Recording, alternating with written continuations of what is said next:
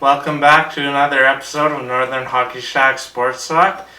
To my left, we have Aiden Weiss, Ryder Langthorne, host Brevin Gervais. Our special guest played for Cariboo and played for the Spruce Kings and won an RBC championship.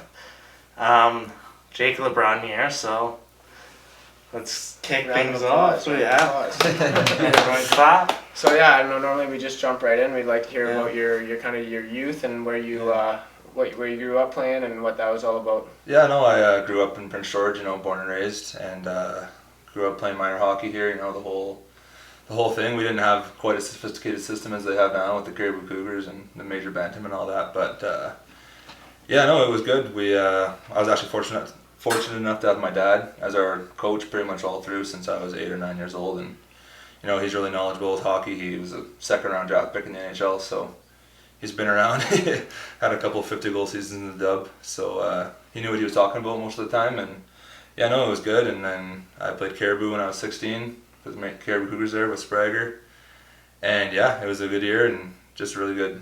All around, it was a good experience growing up here, playing here. Who else did you play with on Cariboo? I think like Josh Connolly and Raymond Graywell both played in the dub. Brett Rolston played in the dub. Nobody really that's playing professionally now. I don't think Raymond's playing in England, but nobody we just had a really well balanced team. A lot of third years and stuff like that. Guys who went on to play junior A and that kind of thing. But we didn't really have any major superstars on our team. What place did you guys come in? Do you remember? I want to say we finished second in the league in the regular season, and then we lost to the Giants in the finals. Yeah. So 28 points in 28 games. Were you a top line guy on that team? I was a top six. I wouldn't say top line yet. There was a few third years that we had who were Sprague's favorite. Sprague likes to have favorites that he has every year, and the hard work and brown nose guys, but well, not brown nose, but gritty guys, and I played top six, and it was fun, and point per game, I guess. That's pretty good. Yeah. So right after Cariboo, you went to the Spruce Kings. Yeah. And tell us a little bit about that until. Well, didn't you AP with the Spruce Kings? Yeah. So when I was 16 with Cariboo there, I AP'd with them, and I actually scored my first goal the first game that I played with them when I was called up there when I was 16, so that was exciting. Was it at home? It was at home too, so that was awesome, It was cool to be able to have all my family and stuff there. But 17, I wasn't even really expecting to make the team. I was just going to tryouts just for the experience type of thing. I was planning on coming back to Cariboo and having another good year. We were going to have a lot of returning guys and going to be a pretty dominant team again. And it just happened. There's a couple injuries in tryouts, some major injuries, and some guys that just didn't pan out that they had committed to at the spring camp there. So I just ended up playing my way onto the team, and it was pretty awesome. I remember getting the phone call and going for dinner with my parents and stuff like that when they told me that I had made the team. So it was pretty awesome. Yeah, that's pretty cool. What was the jump like from major to junior A that year?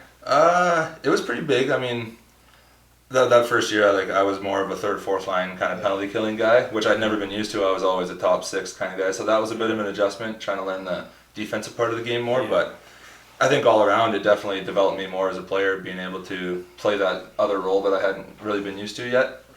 And so I mean the jump was big, but I wasn't jumping into the same role. It's more of a just get the puck out, get the puck in, and go hit guys basically. So that wasn't too bad of a jump, really. Yeah, fair enough. And then, so your final year with the Spruce Kings, you were the captain. Yeah. And then you only played 14 games. Yeah, right? so I was fortunate enough to be named captain of the hometown team, which is pretty much a dream for everybody, I would think. And I ended up going down with a broken collarbone mid-October, mid-November. And just the way that the prognosis it was going to be about 3 months that I was going to be out. So that had me coming back maybe with a couple weeks left in the season, and we weren't a very good team that year. So we weren't going to be making playoffs, and I wasn't going to push it to come back for 6 or 7 mean-nothing games at the end. So I pretty much called it a career, and I figured I was done. I wasn't really working out much. I was just kind of rehabbing, and I'd come to the rink every couple of days and just really doing a lot of drinking with some buddies in the university and stuff like that. Kind of living the junior hockey lifestyle without actually playing hockey. And then, the day of the trade deadline, I got a call from our GM, Mike Hawes, and he was asking, he said, asked if I was interested in being traded. He said there was some teams calling and stuff like that, so I said, like, I guess so. Like, I'm not really in shape, but yeah, I guess so. He had me I had to go to the hospital and see my doctor and get a note, like, saying when I'd be back and that kind of thing. So I did that, got it all good, sent it to him, and then he's like, "Hey, just come down to my office when you get back to the rink." So I was on my way back to the rink, and I remember the boys were on the ice for practice, and one other guy, the Basilico, got traded with me down to West Kelowna there, and he was in the dressing room, and I was like, "What are you doing? Why aren't you on the ice?" He's like, "Oh, I just got traded." And I said, "Where to?" And he said, "West Kelowna." I was like, "Am I coming with you?" He was like, "Yep." So I knew before I was even down in Hawsey's office that I was going there, but yeah, no, it was funny because Hawsey gave me a list. He gave me Chilliwack, who we ended up beating in the finals that year. Yeah. Lloyd Minster, who was hosting the RBC, and we beat in the finals of the RBC Cup. And Westgate was my third option. And he got me to kind of rank them in like a 1, 2, and 3. And West Kelowna was actually the third one that I picked. It was third on my list, but yeah, it ended up working out. So. What was that like for you when you found out from a teammate that you were getting traded? I kind of had an idea. Like I said, I was going down to his office, so I knew that I was getting traded. I just wasn't sure where to. And yeah, it was cool because it's nice being able to go there with a buddy too, right? Somebody that I knew. And Liam Blackburn was down there, so I had a little bit of Prince George connection through that, and some guys I'd played with at U16 and that kind of thing that I had known too. So it was good, and the guys down there were awesome and really receptive and that kind of thing. How fast was the move to Kelowna? We were I wasn't playing, obviously I was hurt, but we got traded, I think our practices were at noon, so we probably got traded around 12:30, 1 o'clock, and Basilico played the next night in West Kelowna. We had to pack all our shit and drive the next morning. It was crazy, trying to say goodbye to people and everything like that, all the family, and it wasn't so bad for him because he doesn't have family and stuff here, right, just the boys, but I had grandparents and parents, and I didn't have a girlfriend at the time, but there's a lot of stuff to take care of, right? And so kind of just running around and trying to pack my stuff, and it was a bit of a zoo there for 24 hours. Not the easiest thing to just move out of town. Pack up, your whole life pretty much and drive down to Kelowna. There's a lot of Prince George boys playing in West Kelowna now. Do you think you kind of set the pace for that? I think there was a few guys like Seb Lloyd had been there before me, and Michael King had played there, and I think it's a completely different, new owners, new manager, new coach, everything now from when I was there. Oh, yeah. But the coach that was there, Ryland Firster, I think he liked the PG boys, and I'd always had good showings against the West Kelowna when I was playing for the Spruce Kings. So, I think he liked me just from playing against them and stuff like that. And it's a great place to play. It's probably, honestly, one of the nicest places to play in Canada, junior hockey, right? How can you beat being in Kelowna, right? It's an awesome city. You got a nice ring too. Pretty hard to So what kind of role did you play in your 8 games there? It was weird because they were bringing me in to be a first line kind of guy, but like I said, I hadn't played in 3 months, and when I got there, I was so out of shape, and they had me right back on the ice skating, and I was doing conditioning 45 minutes after practice every single day with one of the assistant coaches, and it was just miserable because I wasn't playing games and just it was hard time. And I remember one time we were bag skating after practice or whatever, and we'd gone out or we'd had a party the night before, so I was pretty hungover, and I knew I just reeked like beer, and I'm talking to the coach, and I know he can smell it, and I'm trying not to breathe because it's on my breath, so I'm taking deep breaths in through my nose, and he's right there talking to me, and he kind of stops saying whatever he was saying, and he looks at me, he's like, "You know what, Brenner? I can bake skate you all I want, but it's not going to matter if you drink 12 beers every night." It was pretty funny, but it was a lot of work to get back into the West Kelowna, into the lineup there, and they had me as a first line guy to begin with, and it didn't really pan out that well. So then I think it was maybe middle of the second round or middle of the first round of the playoffs, they switched me down, and I was playing on the fourth line with a couple other guys, just bigger, just kind of running around just playing the role, right? Yeah. But I got to stay on the first power play, which was nice, and just so you gotta get. It was nice, and I just pretty much set up on the half wall and took one timers. That was. Do you remember whereabouts West Kelowna was when you got traded? Were they at the top of the league? Oh no, they were. I think they weren't even top of their division. Penticton had a really strong team that year. They had Fabro and Jost and 5 or 6 guys who were committed to North Dakota. They were crazy. I think they only lost 5 or 6 games all year.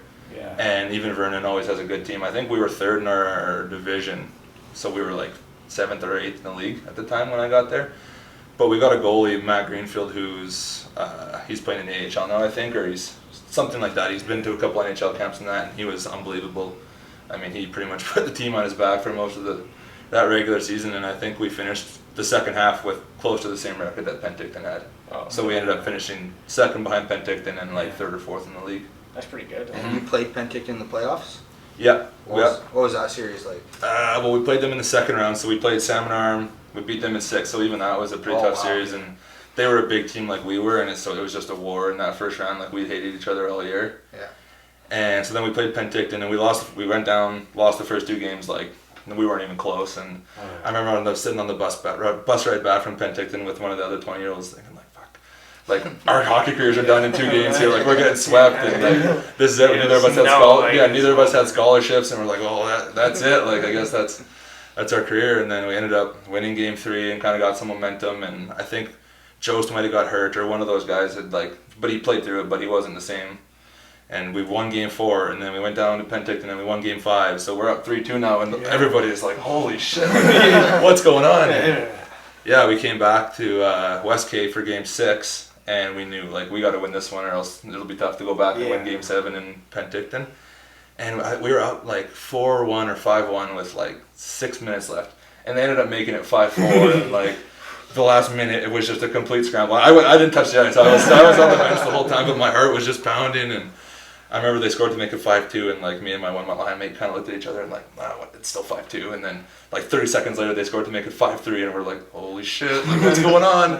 And then they made it 5-4 with a couple minutes left, and we're looking at each other like, this can't happen. That's not where you want to be and going into the last minute. I remember Jost and Fabro, and they had another guy who had like 130 points, and they had like there's 6 guys that just didn't come off the ice for the last 3 or 4 minutes. It was crazy. And yeah, we ended up winning, and well, a few of us got together and had some beers that night, like just to calm down. Like there's no way I was gonna be able to sleep without it, because it was just like, it was so surreal. It didn't even feel like we ended up winning the game even like the next day, just because of how crazy that was.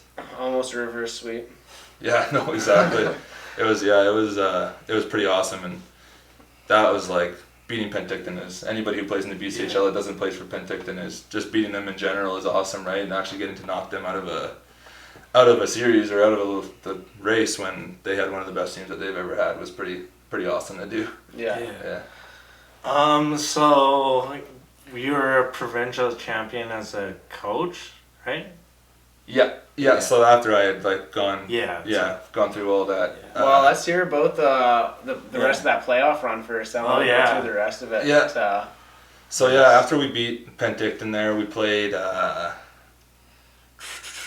It was weird. So there was 3 divisions when I played, and then each division, like so that was to win our interior division. There was the mainland division and the island division. Yeah. So the 3 winners played in like a little mini round robin, and the first team to 3 wins moved on, and then the next team to 3 wins moved on. So I think we played like 6 or 7 games in that round robin, and it ended up coming down. Chilliwack had moved on, and it was us and Nanaimo both had 2 wins, so it was technically a game 7, right, between us and Nanaimo, and went into double overtime, I think. And we ended up scoring in the first overtime. A guy who scored and hit the back bar and bounced out, and the refs waved it off, and they said like, "No, absolutely, we seen it, no goal for sure." And then we looked back at the camera later, and it went in. And we ended up winning like later in the second overtime period, but yeah, that was crazy too. Yeah, that's scary. And then we went and played Chilliwack in the finals, and we beat them in 6. And we got to beat them at home too, which was nice. And we had a guy go down, so I ended up moving back up to that first line, so I got to play quite a few more minutes, which was a lot of fun too. But I'd been on the 4th line for so long that I was so out of shape. Like, I'd be on the ice for 30 seconds and then like, get me off. But yeah, no, that was pretty awesome. And then we went to the Western Canada Cup, which they don't do anymore.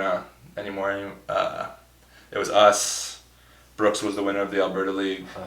Melfort, I think, was the Saskatchewan winner. And Portage, one of those teams was the Manitoba winner. And then a host, and it was in Estevan, so it was like bottom of Saskatchewan, like as south as you can go in Saskatchewan pretty much. So it was a good 18-hour bus ride. Yeah, it was miserable getting all the way over there. And we ended up winning that. I think we lost to Brooks in the round robin, but then beat them in the finals. Yeah. And then it was the top 2 teams moved on. So us and Brooks both went on to the RBC. And RBC was in Lloydminster, and I think there was like 6 or 7 days of a break. So we went up to Saskatoon for a few days, hung out, like practice, kind of got to see the city a little bit and that kind of thing. And then went to Lloydminster, and pretty much like honestly, since after the Penticton series, everything got easier. Like they were the hardest, like the best team that we played by a mile. Brooks was close, but other than that, like the Saskatchewan and Manitoba teams aren't normally as strong, and then the Ontario team and the Quebec team weren't as strong either. And so we kind of went through that round robin fairly easily. I think we lost to Brooks again in the round robin, and then we ended up playing Brooks in the semifinal because I think we tied or something happened where we ended up getting screwed, so we had to play Brooks in the semifinals. And I think we won like 5 or 6-1. Their coach, like, I don't know what it was about this team, but like I hated them more than I hated. Like I played 4 games against them in my entire career, and I hated them more than I hated Penticton or Vernon. We just had such a rivalry with their team, and like we were both huge, like lots of big guys, and so it was just a war every time we played. And I think the refs waved off a goal early in the game for Brooks that would have been like make it 2-2 or something like that, and then waved off another goal for Brooks in the third period. So their coach just came unglued, like got kicked out, and I think the refs had been sick of their team all tournament, so. Like any player that came up and said anything to the ref was just tossed. The ref ended up kicking like, I think they finished the game with like 8 players or something like that. So it was pretty funny shaking hands with them afterwards and shaking hands with like 6 guys. And they actually had that Cale McCarr too on their team. So he was really good. It was crazy playing against him too. NHLer now. And then we ended up playing Lloydminster in the finals. It was the host team, so the barn was packed. It was rocking. And we beat them 4-0, I think, but they outshot us 45-21 or something like that. Like Greenfield played unreal, and we were just so dead. Like I think that was our 37th playoff game or something like that of that season. So we've been on the road for 35 days. Like we left West Kelowna to go to the Western Canada Cup and just never came back. So we've been on the road, staying in a hotel for a month and a bit, and pull off a championship after all that. It was pretty awesome. It's pretty rewarding. Yeah, it was awesome too because we had a guy on our team who was from Lloydminster or from a small town like 15 minutes outside, and his parents had big farm and big shop and stuff like that, so we ended up getting to go there after the game, after we won the party and that kind of thing. So it was pretty awesome to just a coincidence happen to have a guy right there that we could go and party at their place. Yeah, that's ideal. And I imagine it was a pretty good party. It was definitely. How long of a party was it for you guys? A few weeks or like? Well, that party that night. It sucks because we had to get on the bus the next day. There was a lot of hurting people, guys in the fetal position on the bus seats and that kind of thing. But it was that party was awesome. There was like he had some of his buddies there, and they had some girls that came and stuff like that, and it was really fun. And they broke out the I don't know if you guys heard of the prairie oyster. They're just raw bull testicles. They were trying to get us to eat them, and me and our captain ended up doing it. I looked at him and I said, "I'll do it if you do it." And he said, "Screw it," and we each took one. And sounds like something from Blue Mountain State. Yeah, it was. Was it good? I didn't even chew it. I just what did it taste down the hatch. I didn't even try to chew it. Tasted good with a beer. Exactly. Wash it down with the beer and it's all. But it was awesome, and the cup ended up getting pretty like we don't know what happened to it, but the cup the next morning the whole like top of the cup was all dented in inside of it, and it was all covered in mud. And our coach is just scratching his head like, "Oh, they're not going to be happy about this." So he had to take it and get it all fixed and everything like that. But it was awesome. That sounds good. Yeah, getting to come back to Kelowna, and we had a big parade and fire trucks and like everything like that. And I think we stayed around for about a week and a half, and just kind of went out downtown. I remember one of the bars had on the big screen like "Congratulations, West Kelowna Warriors" and everything like that. So it was pretty awesome. Yeah, it was pretty cool. Playing against guys like Robbie Favreau and Cale McCarr, how much hype was there going into games like that against those guys? Like were you guys ever like, holy, they have Cale McCarr, right? They might get it was funny because like McCarr wasn't like he's gotten so much better, and like we didn't even know who he was really good. Like we knew that he was good, but the hype all year had been about Favreau and Jost and that kind of thing. And that was the year they went to the World Junior. Yeah, was that the same year? No, so they were 17, so that was their draft year. So they hadn't even been drafted yet, so they were still pretty young, but still. And they're leading the team. Dominant, Like Jost was the captain at 17, and he had like 125 points, 50 goals, like all that. It was crazy. Just like him on the ice was like he just dominated the game all the time. Like he always had the puck, and he was always getting scoring opportunities and setting up other guys who were going to North Dakota and like were also elite players, right? Yeah. And it was kind of a David versus Goliath kind of thing there when we were playing them in the playoffs because I think our best scholarship was like Blackburn was going to New Hampshire, but we didn't have anybody going to any big schools, or we were all just kind of blue collar guys that just worked hard and we just came together so well. Yeah, awesome. Something to be said about that. St. Louis Blues, West Kelowna Warriors. Yeah, I think it was funny when the Blues were kind of going on that playoff run. I was talking to some buddies from the team, and that was kind of the comparison we were making. Just heavy hockey. Yeah. Like I think we did like final weigh-ins after we'd come back from Lloydminster, and all the guys were like, because there was a few of us that were bigger, and there was always a competition to see who was who was lighter, because we were always like going back and forth. And there was 3 of us that ended up being over 240 by the time we got back. So it was pretty funny. We were all on the scale, like taking our clothes off and trying to be as light as possible for that final weigh-in. But yeah, no, it was awesome. Good stuff. Yeah. So now you're coaching.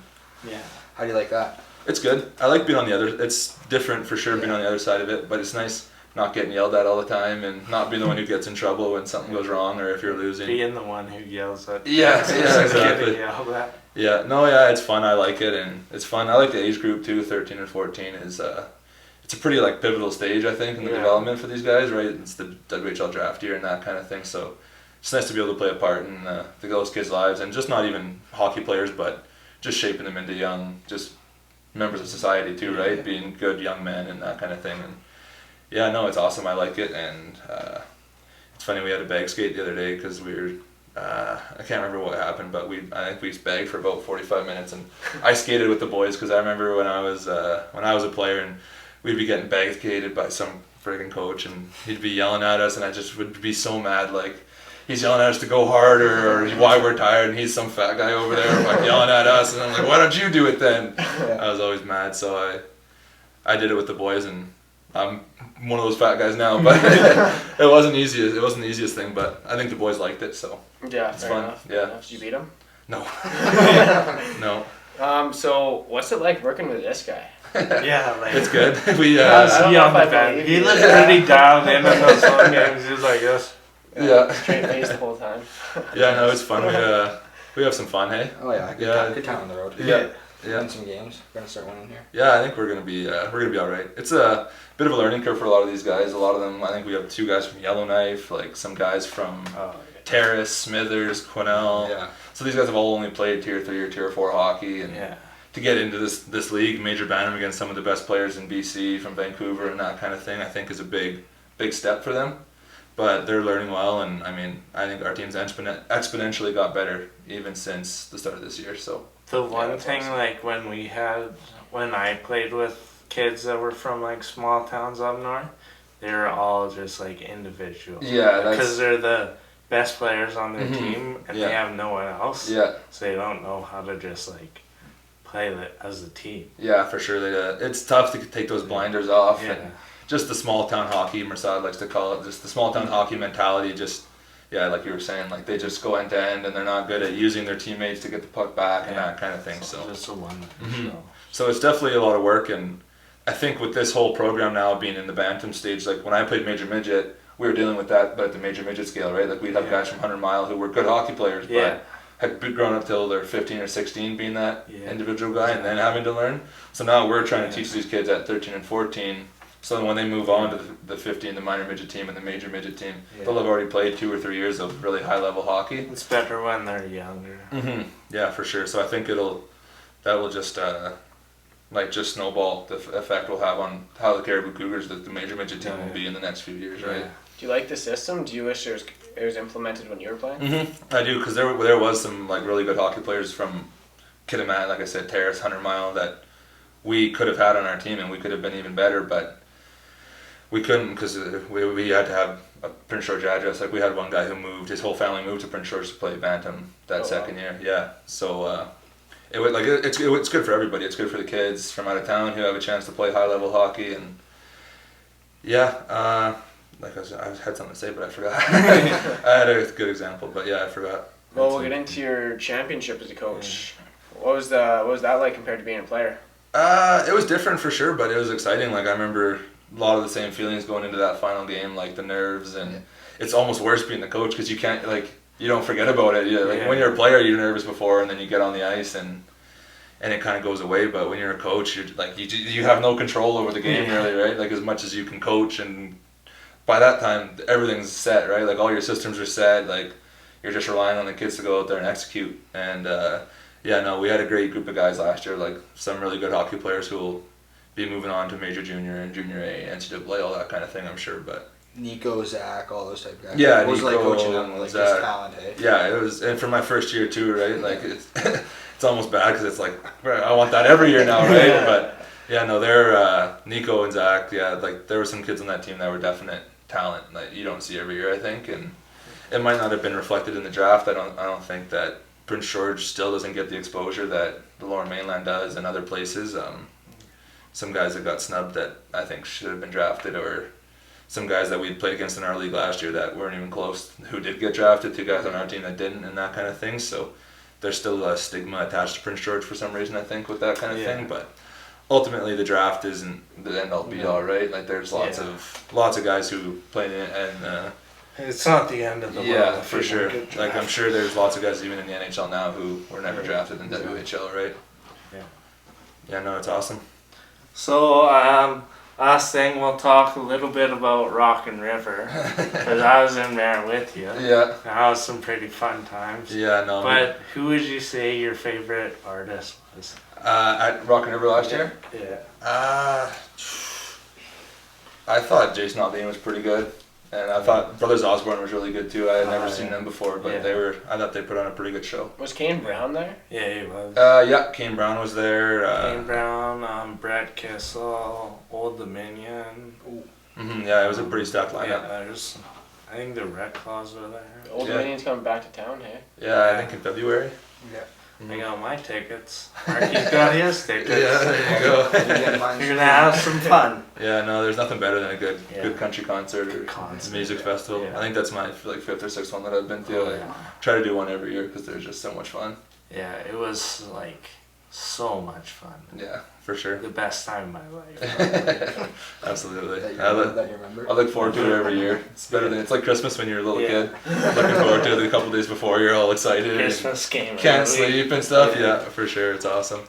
So let's hop into the hot minute. Yeah, hot minute. So I'm gonna ask you a series of questions. All right. You have max 3 seconds to answer them. All right. Let's do this. Okay, so what's your favorite food? Sandwiches. What's your favorite song? It's gotta be Springsteen by Church. What's your favorite hobby? Just going to the lake. Okay. Favorite NHL team? I don't really have a favorite NHL team. I like players more than I like teams. Favorite NHL player? Jamie Benn. Oh, that's a good one. Yeah. So I mean, you could say Dallas. I like Sagan. Yeah, no. I mean, they're not a bad team to root for. Yeah, no, they're having a tough start this year, but Yeah. we'll see. Okay. Okay, well, I guess that wraps up everything today. We'd like to say thank you to our special guest, Jake Lebrun. Always a pleasure having you on the show. Yeah, thanks for having me. It was fun. Yeah. This is my first one, so you guys popped my cherry. Sounds like our first one. Yeah. Right on. Thanks for tuning in. Yeah, thank you. We'd like to thank Cariboo for helping us out and helping us with the making of this video. And we'd also like to thank Original Joe's for our sponsorship. And stay squarely, PG.